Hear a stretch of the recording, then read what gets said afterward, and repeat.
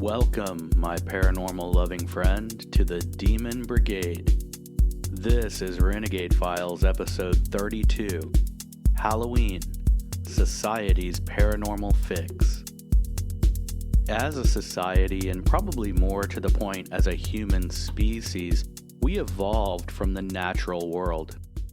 This natural world has seasons and cycles and processes that ebb and flow and nourish and challenge. The further away from nature that we, as a society, stray, the more we both collectively and individually suffer from anxieties, hardships, and confusion. On this episode of Renegade Files, we go deep into the ideas and the more esoteric reasons behind Halloween and why we as a culture keep these traditions in our lives year after year. We will explore some of the oppressed knowledge of the occult, try to figure out the differences between scary and creepy to understand why it matters, and infiltrate the dark realms of secret societies created by elites to sequester knowledge for themselves while persecuting the free use of it.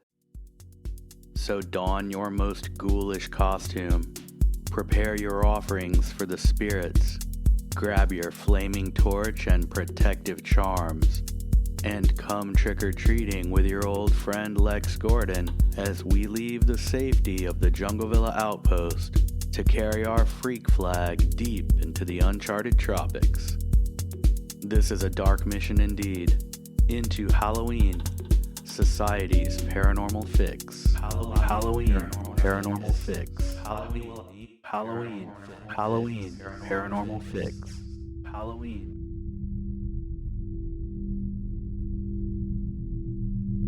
As far as holidays go, particularly in the West, Halloween is extremely unique.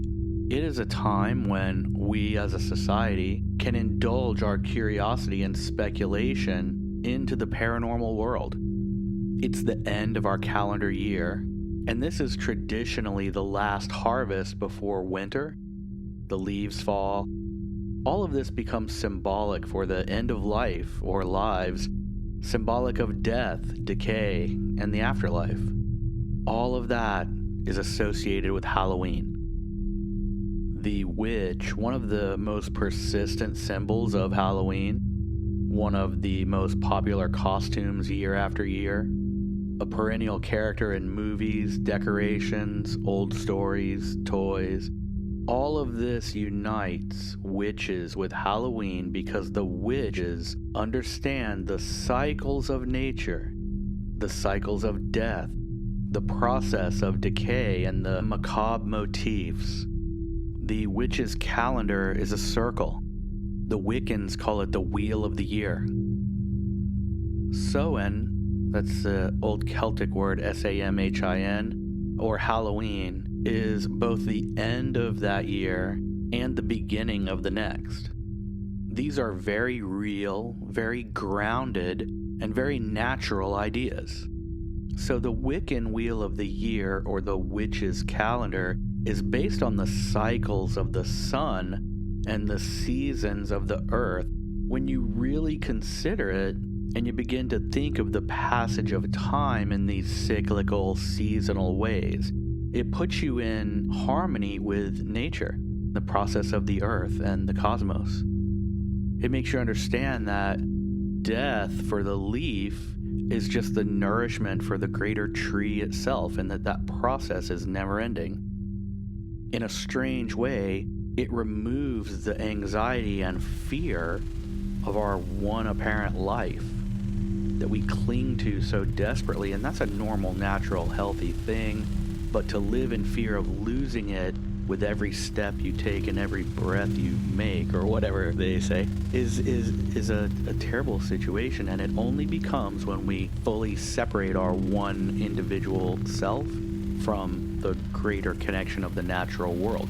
And the further away we get from the natural world as a society, the more acute that anxiety becomes. A person or a culture in harmony with those natural forces becomes independent, powerful, and wise.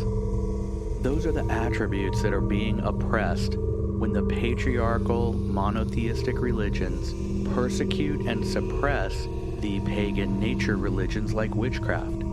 So, in that sense, the idea of the wicked witch is just a psyop.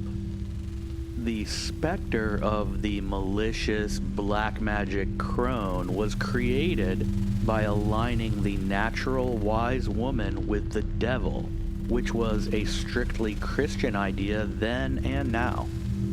Pagan witches tuned to the cycles of nature and the powers they saw at work in the sun, the moon, the gardens, and the woods. And the Christian Satan was not among those.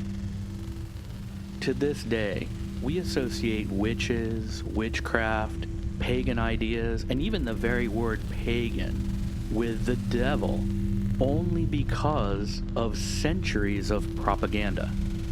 Systematic, orchestrated, and deliberate.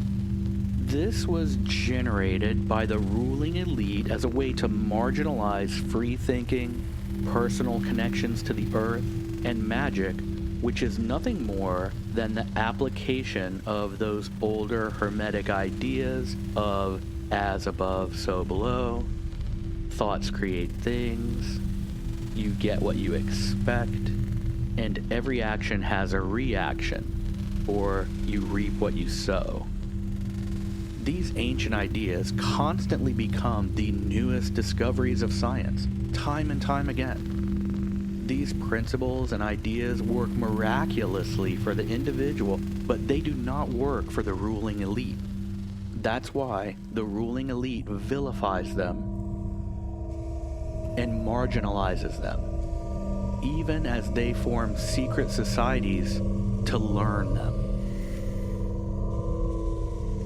So one of the most powerful ideas in that little collection of ideas is that idea of you reap what you sow, cause and effect.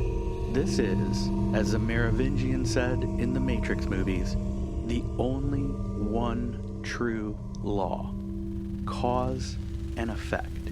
You reap what you sow. And if you really look at modern culture, what we are seeing is the degradation of that idea, or the attempted degradation of that idea. In other words, it's the sowing which is being removed from the reaping. So, in other words, a stripping away of consequence, or an attempt to strip away consequence. So, no one is accountable for their actions. A shoplifter is let to walk out of the store. A kid who gets in trouble at school doesn't get punished. Someone who doesn't perform their job can't be fired. And on and on and on and on. So what we quickly see is that much of, if not all, of the unrest in our society can be attributed to turning away from those natural ideas, turning away from those old earth-based systems that connected us to nature, connected us to each other, and told us that for every action there is an equal and opposite reaction. In other words, for every gain there is a cost. What you reap is what you sow. And this is not some new revolutionary idea. This is an old observation of the way things actually work. This is not a theory. This is probably one of the only things that has been proven to us time and time and time again. And when we try to upend that with our intellect, we run into walls at every turn. You cannot plant a carrot seed and expect that plant to grow up and grow an apple. That's what it means when they say you reap what you sow. What you plant is what you get. And it works across all manner of society. It works across all manner of endeavor.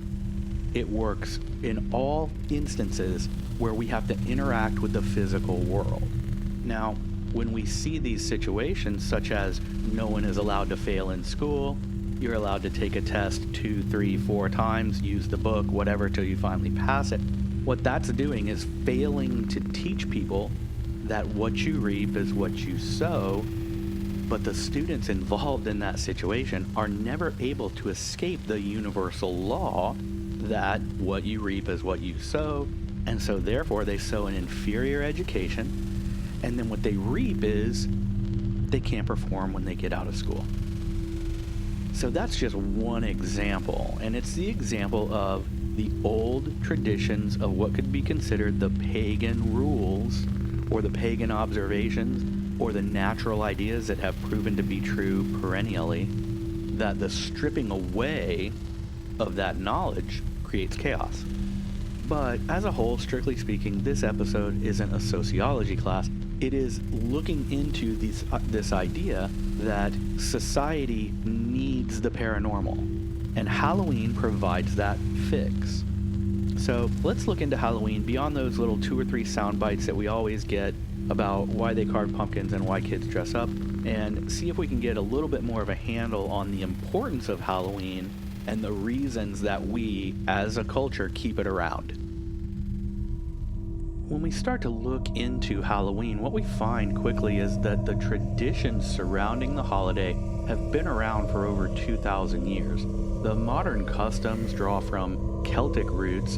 Essentially, these older Celtic pagan ideas were transferred into the modern culture that we have, and we know that the history of those classic traditions like jack-o'-lanterns and trick-or-treating find their correlate back in the pagan traditions of the very earliest days of society. Trick-or-treating, it's believed, comes from various Halloween traditions that were combined. Some of the customs which have affected American trick-or-treating include what's called souling, murmuring, and guising.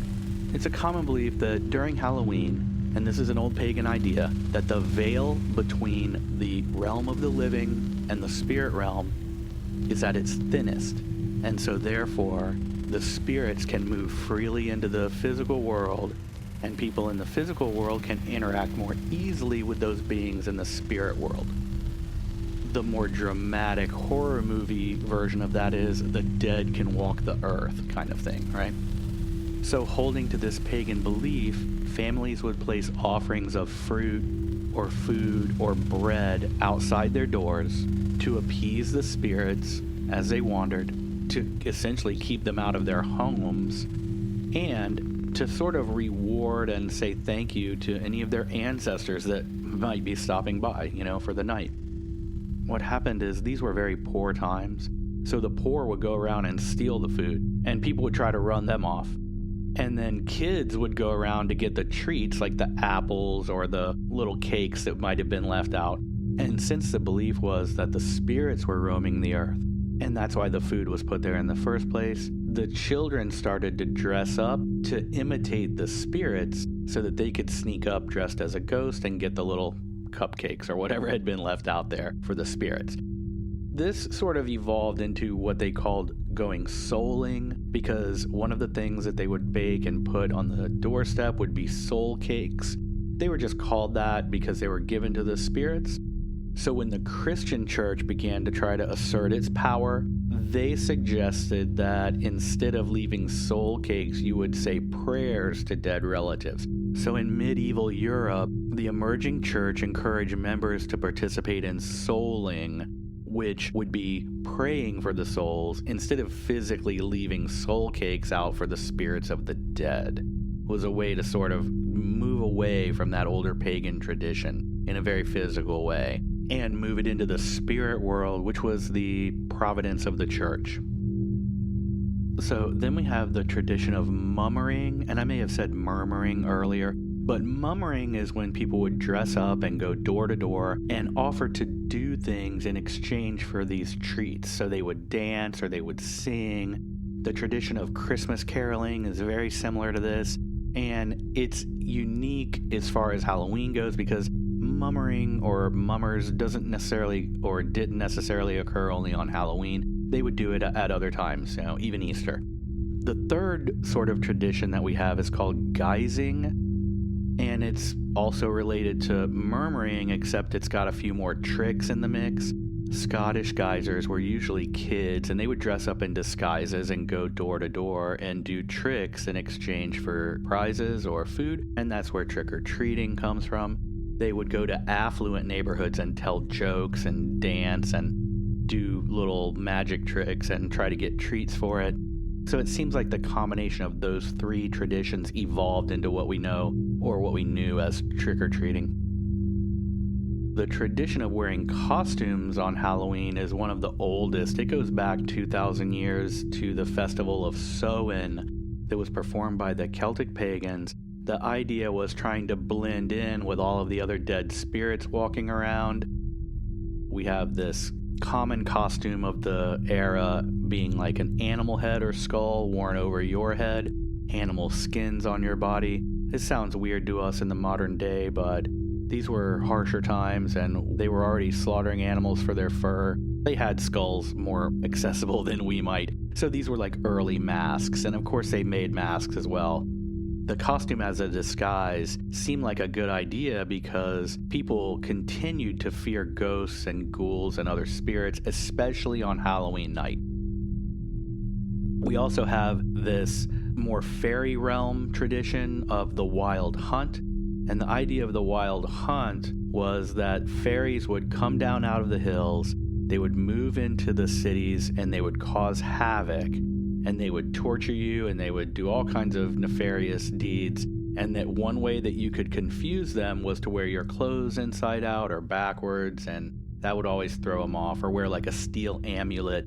So this idea of disguising yourself or trying to trick the fairies on the night of the wild hunt, combined with the ideas that the veil between the spirit world and the real world is at its thinnest on Halloween or Samhain, those things sort of combined over centuries to create the modern version of dressing up on Halloween. So it's kind of cool. It's interesting how those ideas persist.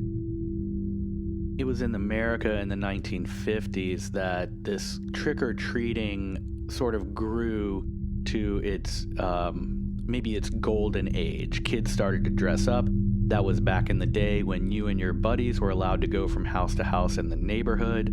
They would start trick-or-treating when the lights went on, and when the porch lights were turned off, they knew the people were out of candy or it was time to go home. And it was more of a social thing among kids. It was a way for the parents to get the kids out of the house for a little bit. The dad could put his feet up and have a drink. The mom could talk about her day and whatever it was that they did in the 1950s for the 30 or 45 minutes when the kids weren't in the house.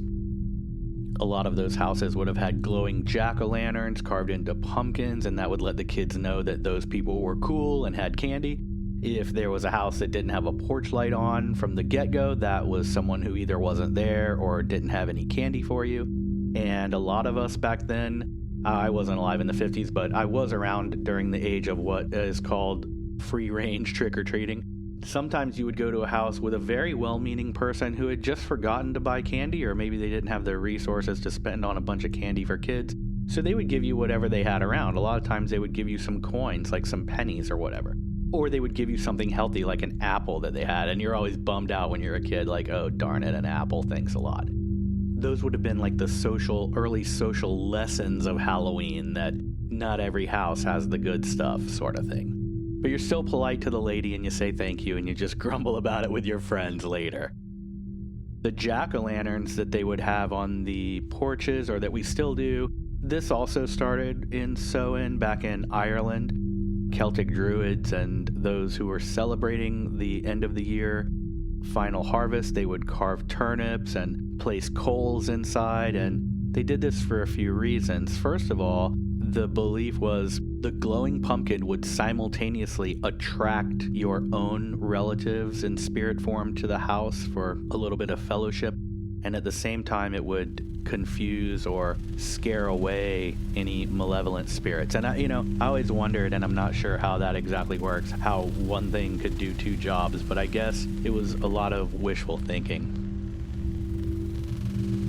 So another thing that we see is those early Celtic pagans would take to the streets, they would roam the countryside, they would chant, they would basically do sort of a ritual that was like a moving, walking meditation. And it could be argued that that has evolved into our modern day Halloween parades where everyone dresses up, and maybe in the case of Fantasy Fest in Key West, they undress a little bit more than they dress. But all of those ideas stem back to this sort of walking meditation of everyone moving through the town at once. And if you've ever been a part of a parade, it is kind of an interesting thing. It's sort of a dynamic that happens. I don't know if necessarily the Halloween parade directly comes from these Celtic sort of walking meditations. Probably more so that Halloween parades just evolved from our modern sort of practice of having a parade in general, and we tend to have them on holidays, and so Halloween is as good as any. So there's a million reasons everyone loves a parade, as they say.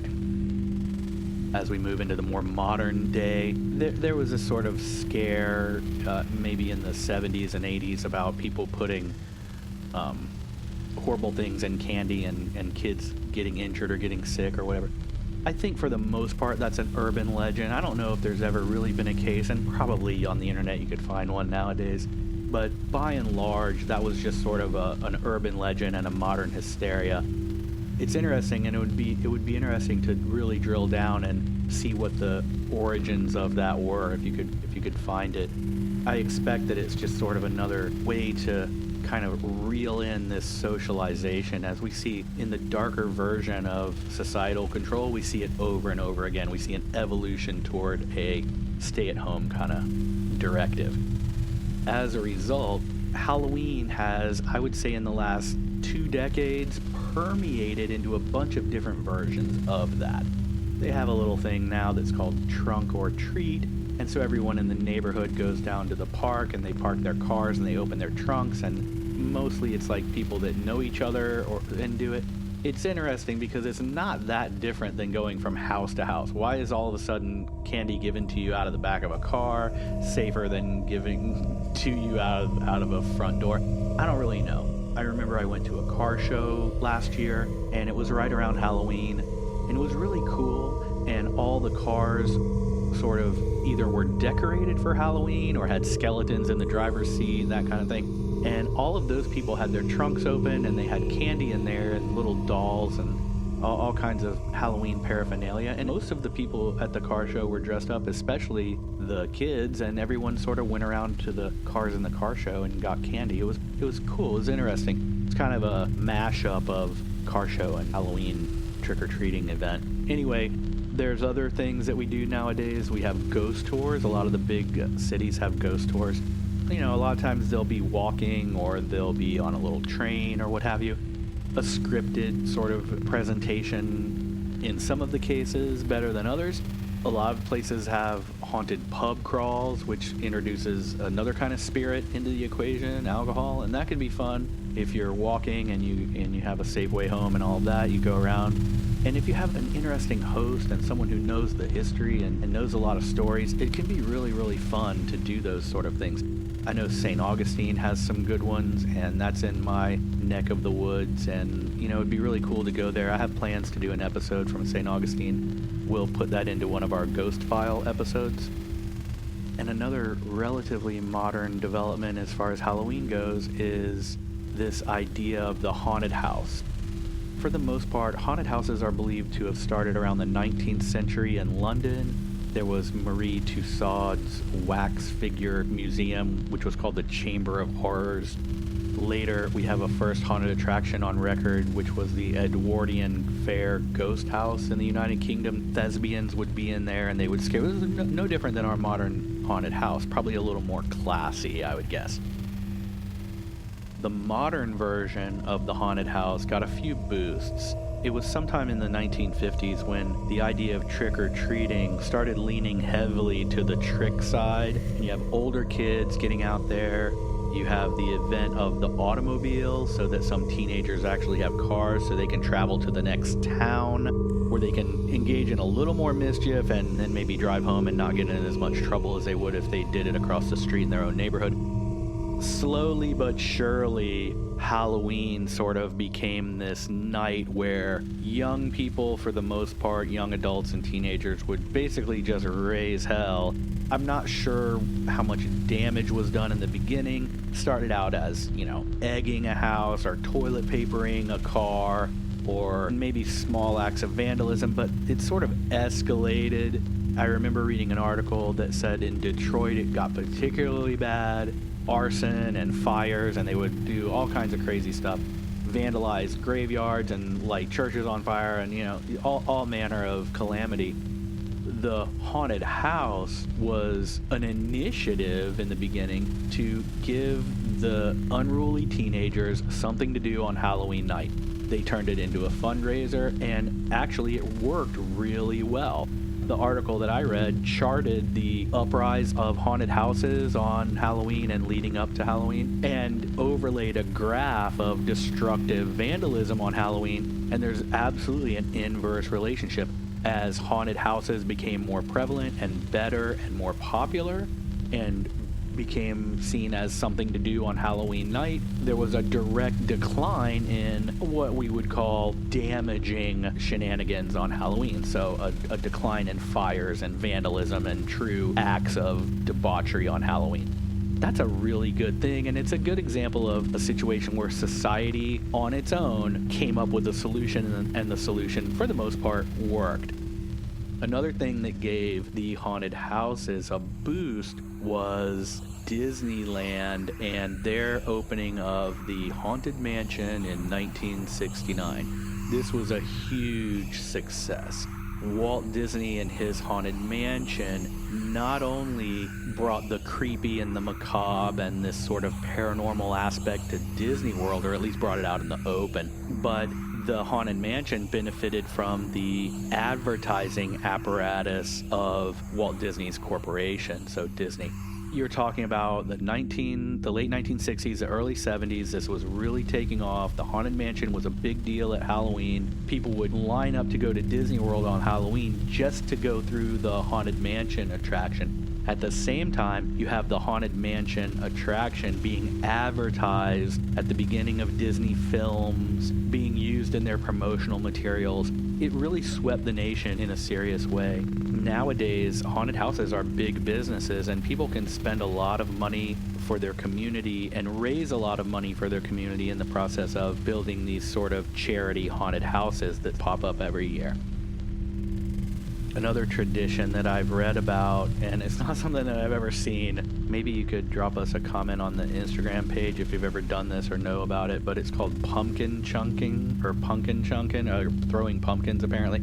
People try to see how far they can throw a pumpkin. I don't really know if this has taken off as much as the article I read seemed to suggest. To me, it kind of seems a little wasteful to just, I don't know. It seems silly. Who's going to clean all that up? And there's a lot of things you could throw. I guess throwing a pumpkin is as fun as anything. Another thing that we've sort of brought into the modern day from the older tradition is a hayride, where in the rural areas of actual farms, at this time the farmers would be harvesting hay. So it's at the end of the year, winter hasn't fully set in, the hay is full and tall and ripe, and so the farmers would bale the hay in the fields. They would have it on the trailers, and the rural kids would delight in jumping up on the bales of hay as the farmer would take, in the beginning, his horse-drawn wagon and cart them around, eventually tractors and whatever other farm implements that they would use to pull hay, and so you get the modern hayride, and that sort of also evolved in conjunction with the haunted house. So like a really good hayride will take you through some spooky trails through the woods or whatever. Along the way, you'll have ghosts and specters and people that are there to jump out and scare the kids on the hayride. And those can be really, really good because you're almost on this tram. You're not really worried about them getting up there and getting you, but it's just great fun. And I think that's something that if you've never done it, if you can find a good one, those are really cool. It's just a great tradition. It's also neat because it's something that's outside. You're in the natural world for the most part. You can smell the smoke of a nearby fireplace, cool air on your skin, the whole thing. You can scream as loud as you want. Being outside, going on a really cool hayride, it's the best. we went over some of those esoteric connections of Halloween in the beginning of the episode. I just want to dive into that a little bit more, and be sure to stay tuned to the very end because we're going to have a little Halloween trivia quiz, and that's going to be really fun. So 10 questions, all Halloween trivia, coming up. Returning back to this theme that we sort of touched on in the beginning of the episode, we have Halloween being associated with witches. We wouldn't have witches without witchcraft. And if you go back far enough, you find that essentially what could be called the ruling elite, they basically aligned the witches and their witchcraft and all of their shenanigans with the Christian devil, which is any Wiccan or any pagan witch will tell you that there is no devil or Satan in their religion. That whole thing has been convoluted and twisted by the powers that be to cast those natural ideas into the fringe. Why? Because they're powerful and they're productive. The ruling elite doesn't want people thinking for themselves, accomplishing their goals on their own through the power of positive thinking and the law of attraction, and having a complete understanding of cause and effect and action and reaction. And that's a fascinating way to look at this. You got to kind of take a step back sometimes and realize that things aren't always what they seem. And it's interesting that Halloween persists in spite of it. And that brings up another point, which maybe isn't so conspiracy focused, but that is society has a need for the paranormal. We have a desire to go into the unknown, to peek around the crypt corner, so to speak. We wonder what happens in the afterlife, and Halloween is a time for us to indulge our theories about it. It's a time when we can take a trip into the darker realms, so to speak. Those are areas of our society that are very valuable. If nothing else, it's a contrast to the good. It's not necessarily always a devilish recruitment that we're talking about. It's a supernatural that begs to be explored. Earlier, I had said that we're going to analyze this idea, what's the difference between scary and creepy, okay? These are words that we throw around all the time, scary, creepy, and because we intuitively imagine that we know exactly what they mean, we never really think about the definition, and especially with the terms scary and creepy, they kind of are used interchangeably. Now, this is outside of the realm of the modern version of like a creepy guy or someone who's a potential pervert or something. That's become a slang term that gets thrown around. But when we're talking about being frightened and we're talking about something that causes you to be scared, the idea of the difference between scary and creepy becomes very subtle but important. Scary is something that induces fear. The definition is causing fright or alarm, something that creates this sudden panic or instigates you to flight. Many things can be scary. A lion popping out of the tree line when you're in a field and you realize he's headed toward you, that's scary, right? Someone coming at you with a knife in an alley, that's scary. Watching a movie where there's creepy music playing in the background and the person standing next to a window suddenly gets grabbed around the neck when someone reaches through the window, that's scary. That's called a jump scare. Those kind of things are more acute. So scary is like the acute, obvious, it's right there, it's on, it's real, we're scared, that kind of thing. So an evidence of inducing a flight. It's more of an instant, direct, drastic thing, I would say, scary. Creepy, on the other hand, is more the build-up to the scare, almost, in a certain way. I'm going to read to you, this is a definition from Francis T. McAndrew and Sarah S. Konicki from Knox College, and their article called On the Nature of Creepiness. Their definition is, quote, creepiness is anxiety aroused by the ambiguity of whether there is something to fear or not, and or by the ambiguity of the precise nature of the threat. That's a much more subtle thing than just being scared. Creepiness, in other words, is that feeling aroused by not knowing if something is really dangerous or not having a full grasp of the threat, right? So an example would be particularly in the movies, a little kid in a nightgown standing with his arms by his side and staring at you silently.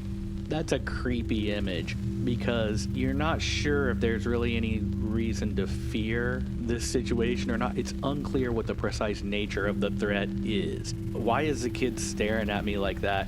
A grown person would think, I'll kick that kid's butt if he tries anything. But then again, the nature of the paranormal creeps in and it becomes unsettling. The reason that I wanted to talk about this difference between scary and creepy is I personally think this creepy nature, the idea of something being creepy, is part of why Halloween persists, because it allows our imagination to roam. When you have these movies that are just out and out slasher, scare, jump scare, those elicit a certain type of adrenaline, and that's the reason that people like them. But the more subtle ground of creepiness, that's where we enter into these psychological thrillers, these sort of more cerebral ideas of something unsettling, something unusual, something that we don't quite understand the nature of it, and that compels us to think a little bit and to develop theories and hypotheses. And it's that mental exercise which causes something that's creepy to be a little more of a thoughtful application of the notion of something that's scary. And I think it's our need to constantly explore and our need to understand the paranormal, which drives us, and the notion of something that's creepy is the manifestation of those desires. And I think that's, by and large, a big reason for why our fascination with Halloween persists and our fascination with the paranormal persists. In a large part, Halloween is far different than all of the other holidays. Let's think about how and why, just as we sort of come to the end here, before we do our cool Halloween trivia quiz. Halloween is unique because it doesn't have the expectations of Thanksgiving. To have a Halloween party, you don't need to have your best china, and the turkey doesn't have to be perfect, and the sides don't have to be lined up in a perfect buffet, and you don't have to worry about keeping Uncle Charlie sober enough to get through dessert. So there's a lot of sort of expectation that comes with a traditional Thanksgiving. It's a gathering of the family. You may or may not like all of them in the same way, but you're obligated to have them at this event. Thanksgiving comes with its own kind of expectation. At the same time, a ratcheting up of that expectation into what could almost be called pressure would be the modern version of Christmas. Whether you're strictly a Christian or not, the celebration of that winter holiday where we exchange gifts comes with a certain amount of pressure. You got to get the right gift. What do I buy this person who doesn't need anything? I don't want to offend them and get a size too large. I don't know. There's 100,000 reasons why Christmas and the tradition of gift giving that it implies becomes a really high pressure thing. You hear people saying it all the time, can't wait for Christmas to be over. And, you know, in the modern world now, we have this really strange phenomenon. Let's bring it up. Let's put it on the table because we're all thinking about it. They have Christmas stuff in the stores and it's not even Halloween yet. And I'm not saying like they have a few things or they're getting ready. In my local Walmart, they're pushing the Halloween stuff to the end caps in order to make room for the Christmas decorations. And I live, as you know, deep down in the Uncharted Tropics. I'm in the jungle and it is never cool. Our cold season is 60 degrees. So it's still 80, pushing 90 degrees right now here in the middle of October, getting toward the end. It's hot. I'm not thinking about Christmas, and it almost makes me sick to see Christmas trees and Christmas decorations in the store before we even get to Halloween. I'm not the first person to make this observation, but give us a break. Let us have Halloween. Let us have Thanksgiving, and then we'll get to Christmas and make it the cool, fun thing that it should be, not the retail full court press that it's become. So Halloween, to get back on track, is sort of exempt from the expectations of Thanksgiving, and it also doesn't carry with it the pressure of Christmas. It's fun. We can dress up, we can be silly, we can eat candy that we don't normally eat. It's a time of really letting go, and I think Part of that is because it is our society's need for the deep, the creepy, the dark. And Halloween is our ability, it's our time of the year to explore that. It is our paranormal fix. So that's the theme for this episode. And I hope that you've gotten something out of this, and I hope that you like my freewheeling versions that I'm kind of trying to do a little bit more of. It's more fun for me, and I hope it's as fun for you. We're still going to go deep into the hardcore academic world of deep conspiracy research, serious investigation into the paranormal, digging down into the unsolved mysteries that are all around us. There is no end to topics for the Renegade Files. We are just getting started. At the end of the year here, I'm taking a little more of a freewheeling approach. I hope that you like it.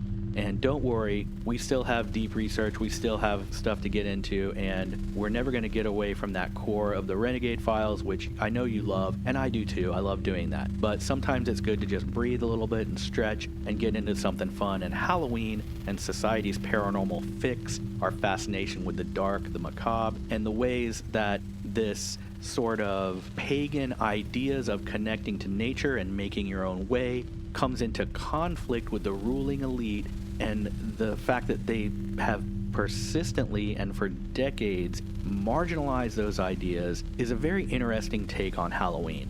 I hope you got at least a little bit out of that like I did.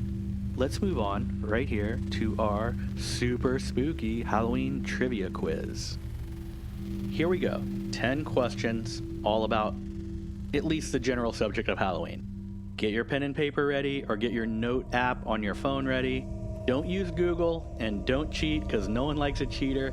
Use the old brain and try to really come up with these answers on your own. So here we go. Question number 1. A native of England, Gerald Gardner is considered the founder of what modern witchcraft religion? That's question number 1. A native of England, Gerald Gardner is considered the founder of what modern witchcraft religion?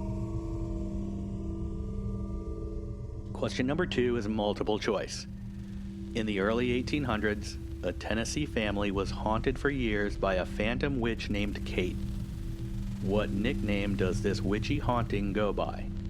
Is it A, the Blair Witch, B, the Bell Witch, C, Whiskey Witch, or D, the Old Sugar Spook?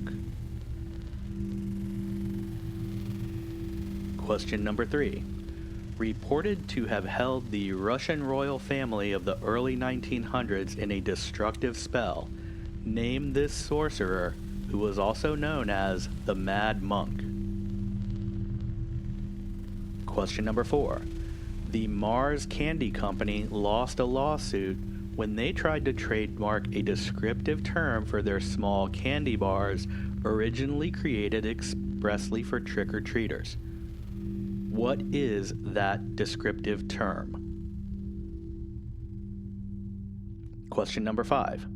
What is the name for a legendary specter who robs graves and feasts on corpses? So what do we call a legendary specter who robs graves and feasts on corpses? Question number 6. According to an October 14, 2022 Newswire article called The Making of a Halloween Tradition, what American Halloween tradition gained popularity as a way to reduce Halloween vandalism and mischief by giving teenagers something to do on Halloween night? If you paid attention, you may already know the answer to that. Question number 7, also multiple choice. What is the name of the band who plays at the Yule Ball in Hogwarts in Goblet of Fire? Is it A, the Dead Kennedys, B, Anthrax, C, Heavy Metal Alchemy, or D, the Weird Sisters? So, of those multiple choices, which one is the band who plays at the Yule Ball at Hogwarts in Goblet of Fire? Question number 8, true or false? The fear of fear is called phobophobia. True or false? Question number 9. How many witches appear in Shakespeare's Macbeth? And question number 10.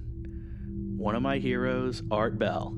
the host of the paranormal radio show Coast to Coast AM, did an annual Halloween episode. What was the name of the annual Coast to Coast AM Halloween episode? Okay, cool. Write down your answers and skip back if you want to hear the questions again. And to find the answers to our Halloween trivia contest, I will put a link in the show notes, and you can get the answers on a free post on our Patreon page. Haha, see, that's my trick. I tricked you. So I'm going to take you to Patreon, where you can look at these answers for free in the free Dark Intel Files Patreon post for this episode. While you're there, you can get a load of what's going on. You can see what Patreon's about. Don't be scared. It's really fun there. So check it out. I hope to see you in there. You can look at some other free posts while you're there, get an idea for what Patreon's all about. And deep down, what it's about is helping this show stay free and ad-free. And so you can see the trivia answers there for free. You can see some other free posts. And if you have the means, it would really be a huge help to me if you like the show, that you could join Patreon and for a really small amount, help the show survive, help me thrive, and help me bring you more shows like this. I also want to say a really special thank you to everyone who is already a member of the Renegade Files agency on Patreon. You make the show possible, and it's a big deal to me, and I really do appreciate it, so thank you again. That's all I got for you. That's the end of our Halloween Society Paranormal Fix episode.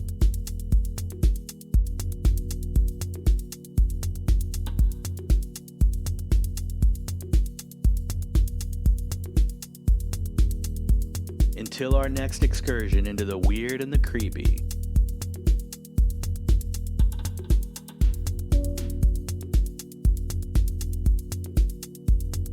I'm your host, Lex Gordon.